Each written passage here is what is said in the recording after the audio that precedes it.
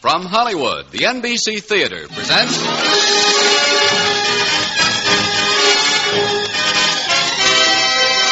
Screen Director's Assignment. Production, It's a Wonderful Life.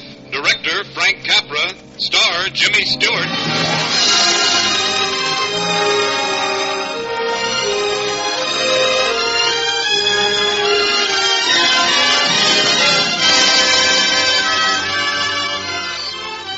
The Hollywood Screen Directors present a flight of fancy into time that never was. It's a Wonderful Life, starring Jimmy Stewart, and introducing the director of the film, Frank Capra.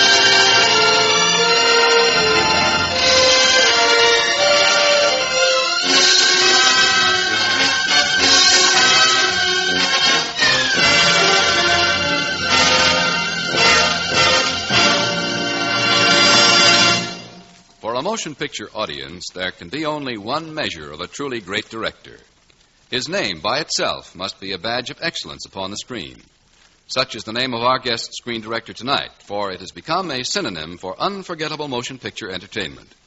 The NBC Theater is proud to present the distinguished director of such brilliant films as It Happened One Night, Lost Horizon, You Can't Take It With You, and tonight's story, It's a Wonderful Life. Ladies and gentlemen, Mr. Frank Capra.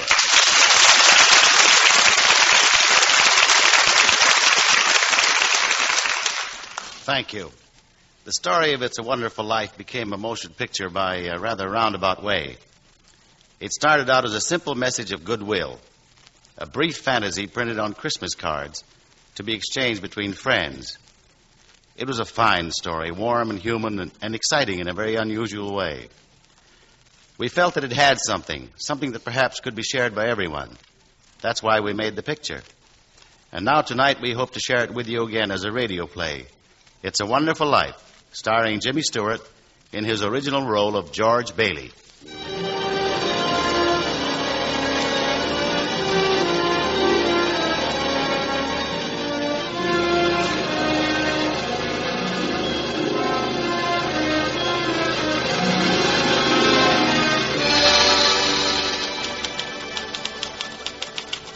Your Supreme Excellency, I, Clarence Odbody, Angel of the Second Class, do make application for promotion to Angel of the First Class for services as follows.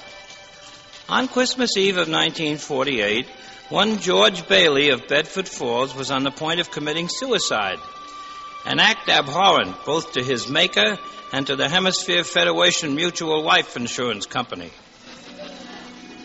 Feeling in exceedingly low spirits, George Bailey did go, proceed, and travel to the high-level bridge where he mounted the rail. Before George Bailey could leap into the icy current, I, Clarence Odbody, did hurl, project, and fling myself past the great Magellanic Cloud, through the constellation Lyra, into the Earth's atmosphere and the Bedford River, executing, if I do say so myself, a perfect swan dive. Help! Save me! I can't swim! Help! Relax, well, don't struggle. Help! I'm coming in after you. Help! Here I come.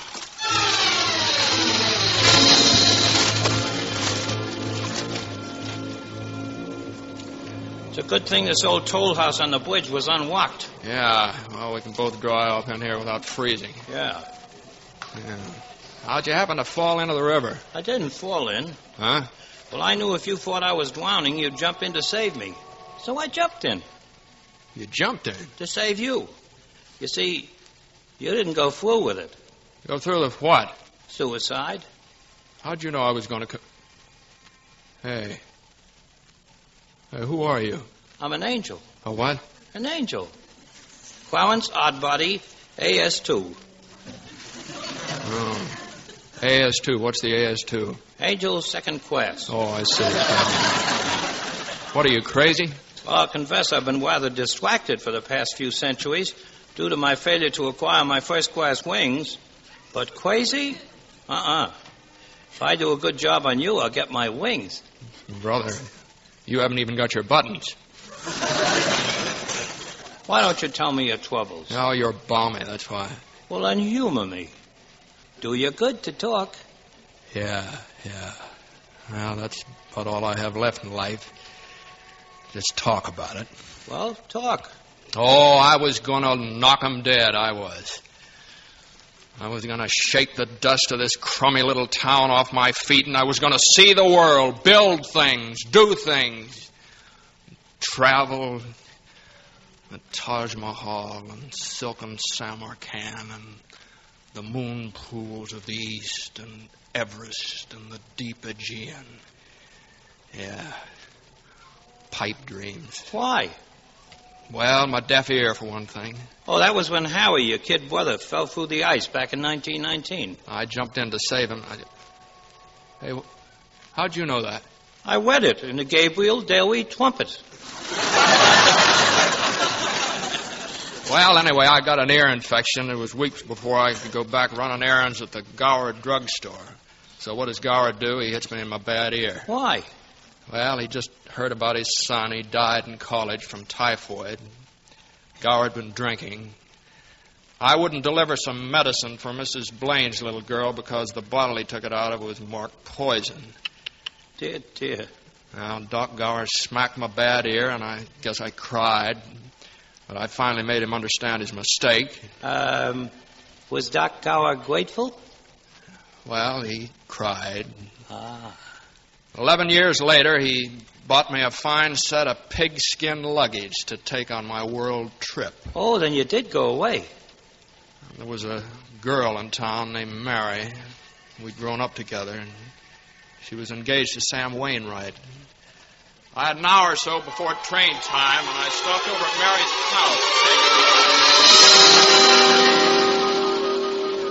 house. Well, George, just think. After all these years and all your planning and saving and wishing, you're going to realize your great ambition. This is the most exciting day of my life, Mary. We'll miss you terribly in Bedford Falls. Well, I'll only be away a year. You'll write, won't you? I'll send you a golden apple from the Garden of the East for your wedding present. Thanks. I'll make golden applesauce out of it. What's the matter? Did I say something wrong? Hey, the doorbell's ringing. I know the doorbell's ringing. Don't you sneak away, George Bailey. I want to talk to you. Mary, I'm looking for George. Uncle Billy, what brings you over here to Mary's? George, your father's just had a bad stroke. Oh, no. Dad, what, is he? No, but I don't think you'd better start on your trip, George. Not just now, anyhow.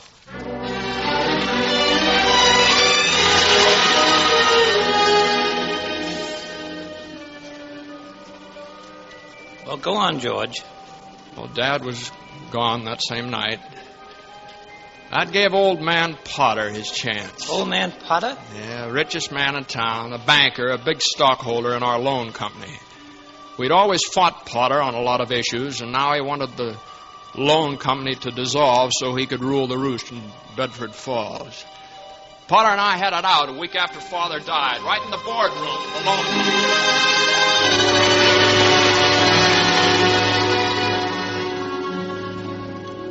Now, just a minute there, Potter. Now, just hold on here just a minute. I admit that in the 25 years since Father and Uncle Billy here started this loan company, we didn't make any money. I admit that. But who gave the low-income people in this town decent homes to live in, huh? You did? Yes, Mr. Potter, we did. Who built Bailey Park of model dwellings where you wanted to put Poor Cemetery? You did. That's right, we did. We gave this town those things. We gave Bedford Falls and its citizens... That's the trouble with you, Baileys. You gave everything. No wonder you never made any money. What's galling you, Potter, is... Mr. Potter to you, Bailey. My nephew is Mr. Bailey to you, Potter. Your nephew's wet behind the ears, you mindless fool. Say that again. Say that again. Just keep out of this, Uncle Billy. I'll handle Potter. Mr. Potter, the stripling. What's eating you is that you can't gain control of this loan company, Mr. Potter. It's up to this board to decide what to do about the company now that Father's gone. But if I can do anything to help keep Bailey Park a reality and to keep Potter from making people crawl to him when they need help, just count me in, gentlemen. Count me in.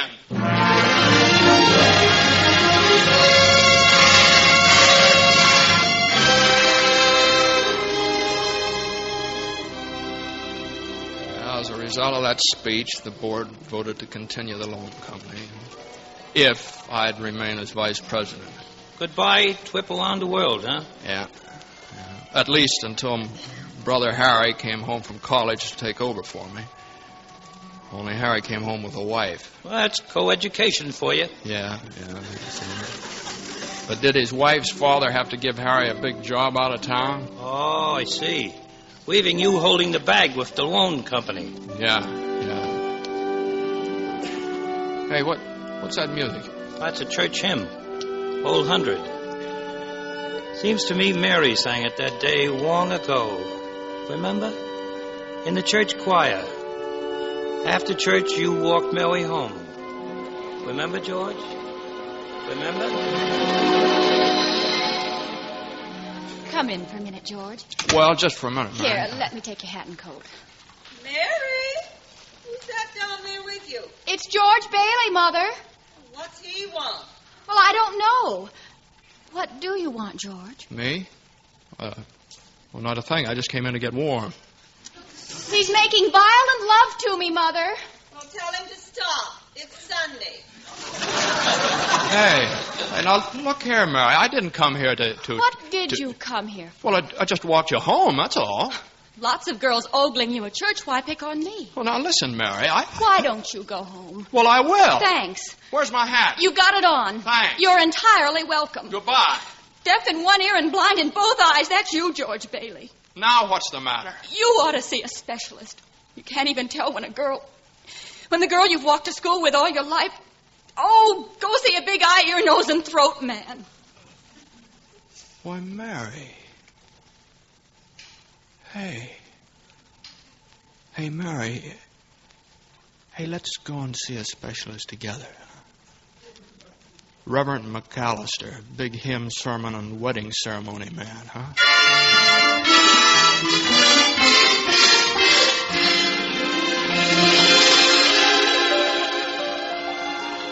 And so you were married, huh, George?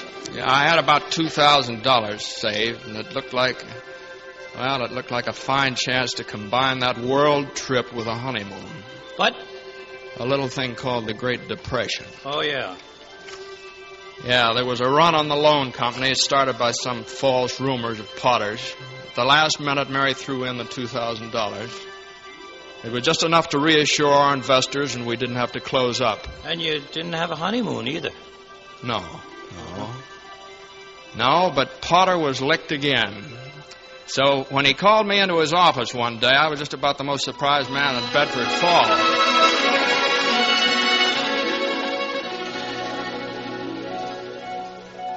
Well, I want to tell you, George, my lad, that during the Depression, you and I have been about the only ones kept our heads in this town. Thanks, Mr. Potter. Yeah, all that talent, and where does it get you? 28 and 29, married, and making $40 a week. 45. And you're the smartest young fella in town. All right. Now, what's your point, Mr. Potter? I want to hire you. You want to hire me? Manage my affairs, run my properties. $20,000 a year. Dollars? And 2 months vacation with pay before you start work. Take yourself a little jaunt around the world first, eh?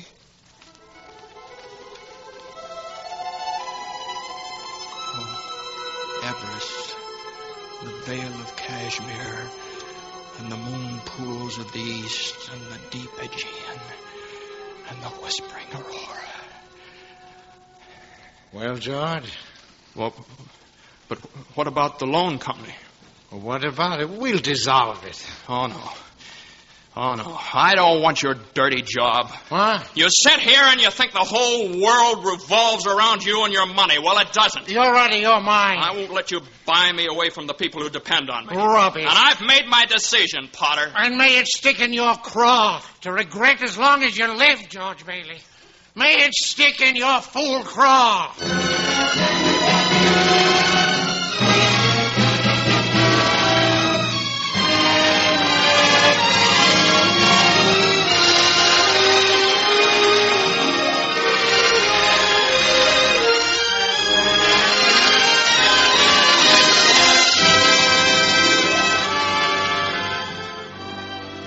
You are listening to the Hollywood Screen Directors presentation of It's a Wonderful Life, starring Jimmy Stewart, with Arthur Q. Bryan as the angel, and introducing the director of the film, Frank Capra.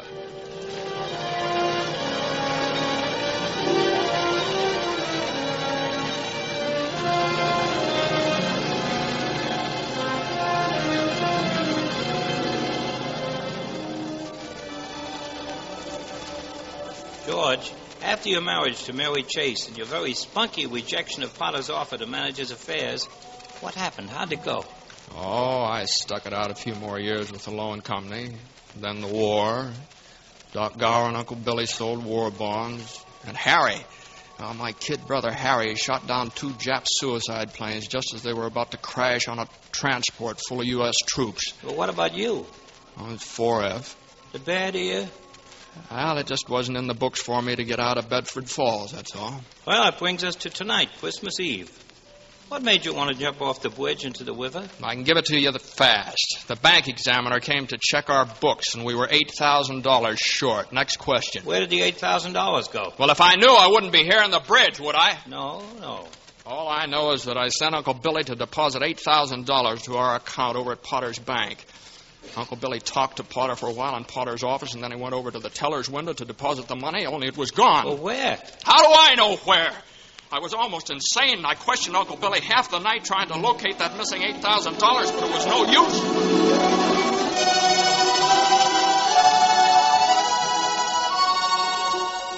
Please, George, please don't ask me any more questions. I can't think anymore. You've got to think anymore, you stupid, fumbling fool. I've got to have that money. Do you realize what this means to us? It means bankruptcy and scandal and shame and prison. I know, George, I know. Now, one of us is going to jail for this, but it's not going to be me. I've had enough of being the fall guy for this crummy little town. You can just deal me out of this one. I've given up my years and my ambitions for the people of this town, and all I've got is frustration and disappointment. And I've had just about as much as I can swallow. It's sticking in my craw, just like Potter said it would. Well, maybe Potter would lend you $8,000. Potter? Maybe. Potter? Well, yeah, well, it's their only chance.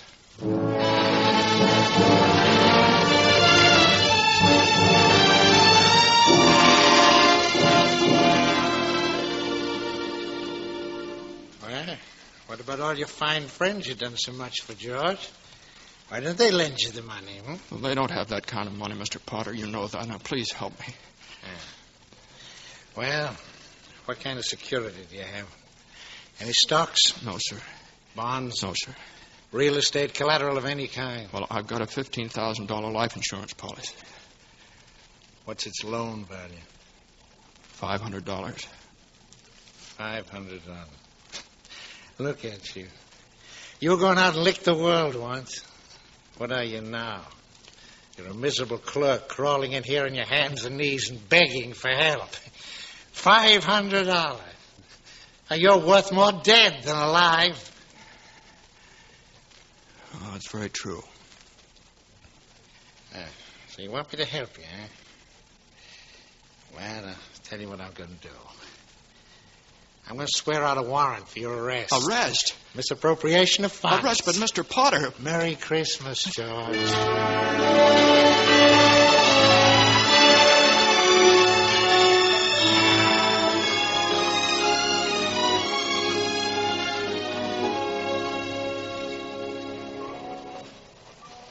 And so, because you were worth $500 alive and $15,000 dead, you thought killing yourself would make everybody happier? Better still, I should never have been born. What's that? What's that you said? I said I wish I'd never been born. That's what I thought you said. George, they've granted your wish. And maybe I've got the scheme to win me my wings. Angel first class. What wish? George, you've never been born. Oh, stop it, will you? You're talking like an idiot. Am I, George? Let's see. Excuse me, man. Got a match? Who are you? Come in, Doc. Come in. Got a match, anybody? Hey, you're Doc Gower, the druggist. I was Doc Gower, the druggist. Until I poisoned a little girl by mistake. Oh, no, wait a minute, Been Doc. drunk ever since. Now, Doc, don't you remember? I discovered your mistake, and I warned you just in time. Oh, you. Well, don't you remember me? I'm little George Bailey. I ran errands for you. Nobody named George Bailey ever worked for me. Match? Here you are, Mr. Gower.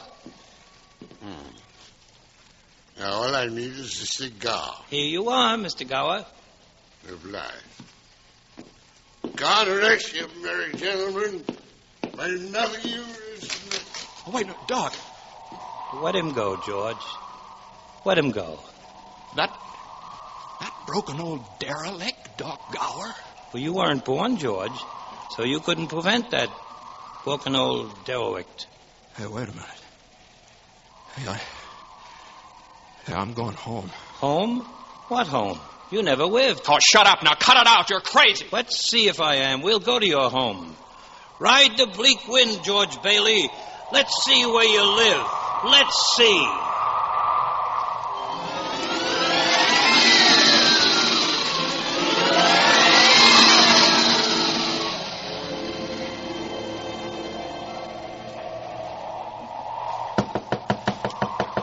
But I tell you, this boarding house can't be my mother's house. Knock again. Oh, this broken-down old shack, my mother's house? Knock again, George Bailey. All right, but... There's no vacancy. Mother. What are you talking about? Mother, please help me. There's something terrible's happened to me. Just keep me here until I get over it, please. I never saw you before in my life. Don't take in strangers unless somebody I know sent them. Uncle Billy sent me, your brother. You knew him. Well, of course I know him. I saw him just today. That's a lie.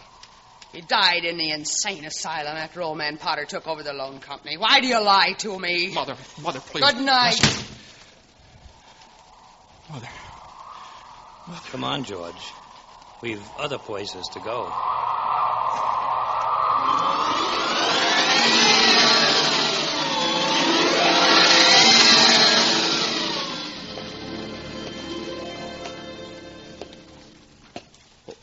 Why are we in the public library on Christmas Eve? Some people work late if they're lonely and have no Christmas to go home to.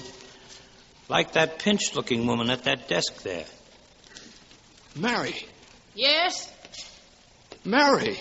The library's closed, you know. Mary, you're my wife. You must be quite out of your senses. Now, look at me. Look at me, Mary. I'm George. I'm your husband. We're married. I never married. Man I'd marry never was born, if you must know.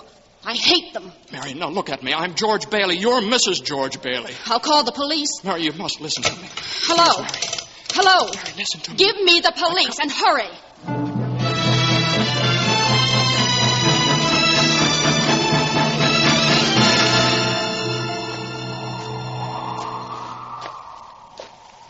It's very dark on this road. Yes. And cold. Stop here. Where are we? Potter's Field. You mean Bailey Park? I mean the poor cemetery. You mean my low-cost home development? Look where you stand. Gravestones. Here dwell in final squalor and humility the nameless, the vagrant, the very poor, the disinherited. You put them here. Well, I tell you, no, I built Bailey Park on this ground. Read that tilting gravestone at your feet. Read. In memory of our beloved son, Harry Bailey, 1911-1919. This isn't true. Harry's alive today. He went to war. He shot down 2 planes that saved the lives of every man on that transport. Your brother Harry broke through the ice at the age of 9. It's a lie. He saved the life of every man on that transport. Every man on that transport died. No. You killed those men on that troop ship. You wished it so. I didn't. You. Please. You. No. Yes. Harry wasn't there to save those men because you weren't there to save Harry. You wished it so. Yes.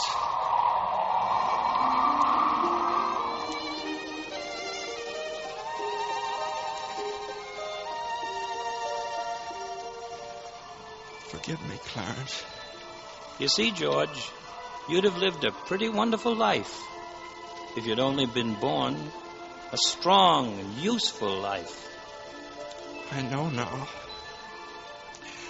I know that no man is an island unto himself. I know now that our lives are woven inseparably one to another. I know that life bestowed by the Almighty is for no man to reject. Then my work is done. Wait, Clarence. Help me. Help me get back. I want to live again. I'm glad I was born. I want to live again. When you hear the musical chimes, I will have won my wings. Guardian angel, first class. Send me back, Clarence. Send me back to life again. Live, George Bailey. Send me back. Live. Thank you, God. Live. Thank you. Live. George! Live. George! What? Mary. Oh, George, darling. Mary, how'd you know I was here? Oh, I was so afraid for you. I thought of the bridge, too. I'm sorry, Mary. Oh, please come home. We've been looking for you. Looking for who? The whole town. Everyone in Bedford Falls that you ever helped. And that's everybody. I know, but there's $8,000 missing from the loan company. They know that. And they've taken up a collection to help you for all you've done for them. There's more than $8,000 under the Christmas tree. No. Cash, money orders, and checks. No. Yes. Well, hallelujah. Merry Christmas, George. Hey, Mary. Hey, listen. I didn't hear anything. When you hear the musical chimes... What chimes? Attaboy, Clarence. Attaboy.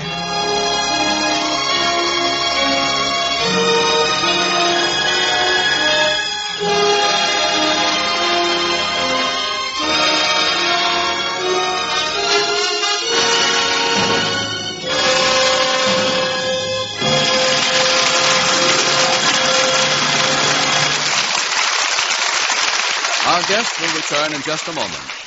Next week, the NBC Theater brings you another outstanding motion picture story to the microphone as we present the romantic drama Hold Back the Dawn, and our star will be Charles Boyer. And now, here again is tonight's star, Jimmy Stewart, and screen director Frank Capra.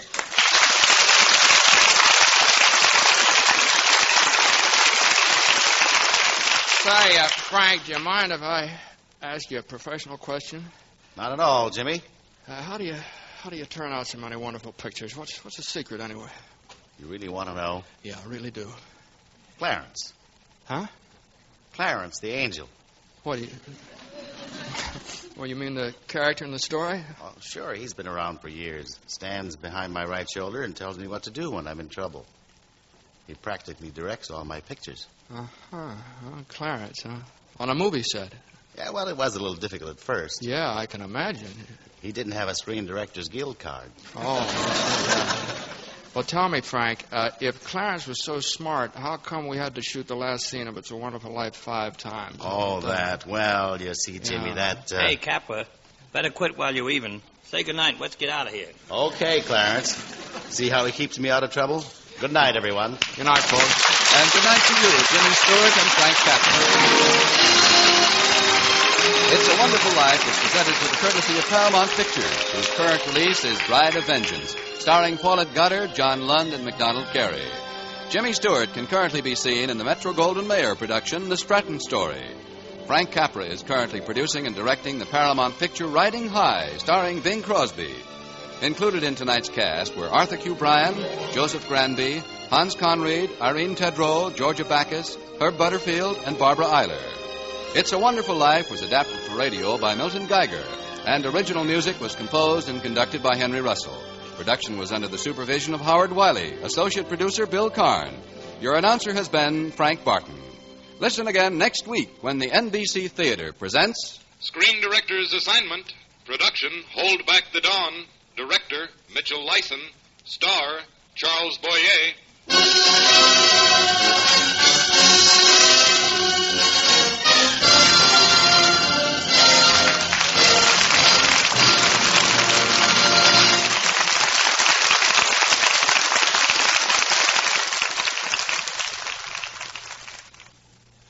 The NBC Theater came to you from Hollywood.